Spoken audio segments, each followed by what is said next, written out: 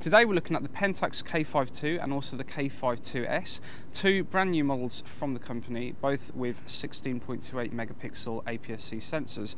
Now they're virtually identical, only the K5 IIs doesn't have an anti-aliasing filter, which is potentially quite useful if you only work within specific genres. As with the previous K5, the sensor inside both cameras allows for an ISO range of ISO 100 to 12,800, and that can be expanded to ISO 80 at the bottom end and ISO 51200 at the top.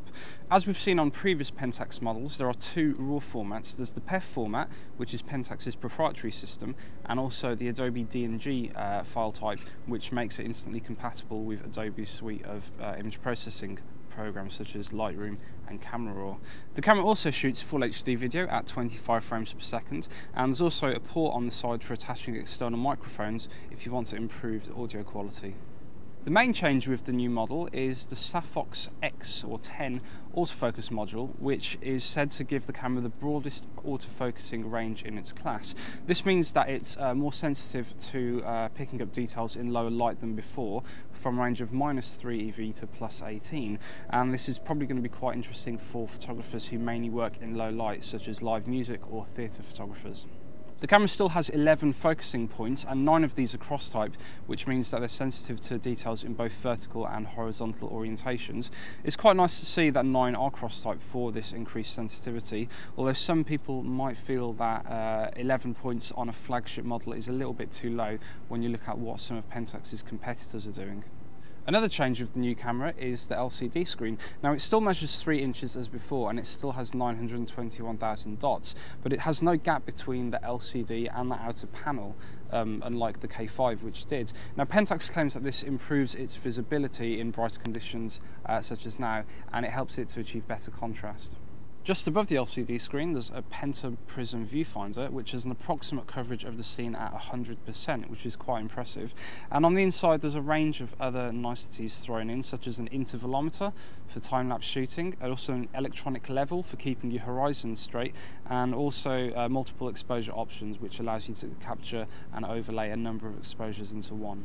As with the K5, the body of both the K5 II and the K5 IIs is very sturdily built. The camera makes use of both magnesium alloy and aluminium for its construction, and there's plenty of rubber around the grip, which allows you to get a really nice hold on it.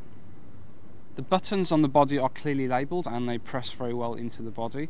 The modal on the other side of the top plate has got a locking button in its centre as well, which means that it can't be turned accidentally. Now this is quite useful potentially for security. Some people might find it a little bit annoying. What is annoying is that the modal itself is quite small and it's quite bunched up to the flash, so if you've got larger hands you might find this a little bit awkward to turn. As on the K5, the camera has a number of seals around its body to stop moisture and dust from getting in.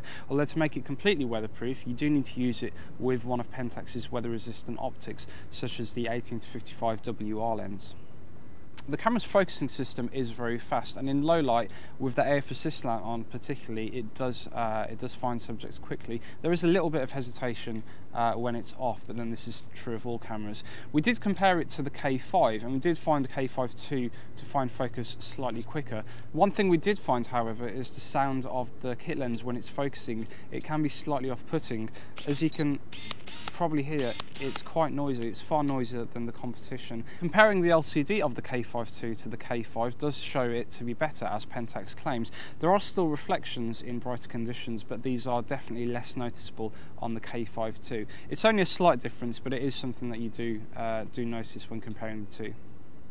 Pentax claims that its sensor-based shake reduction system gives the advantage of around 3 extra stops over using a non-stabilised optic, which means that you can still use slower shutter speeds and get a sharp image. We did actually find that the camera can go past this at times to around 4 stops and still produce a good image.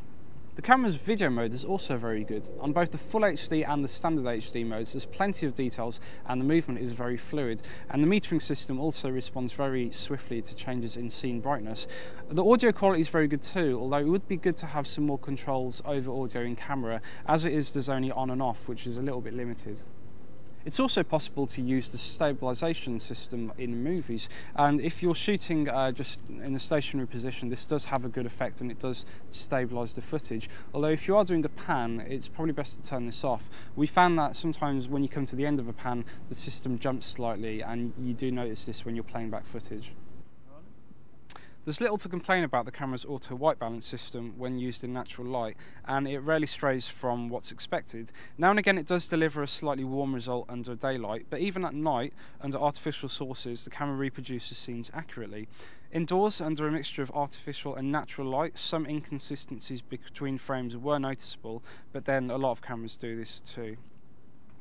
A common observation of some of Pentax's previous DSLRs has been a tendency to underexpose, although the K5 II follows its predecessor in delivering a more consistent performance.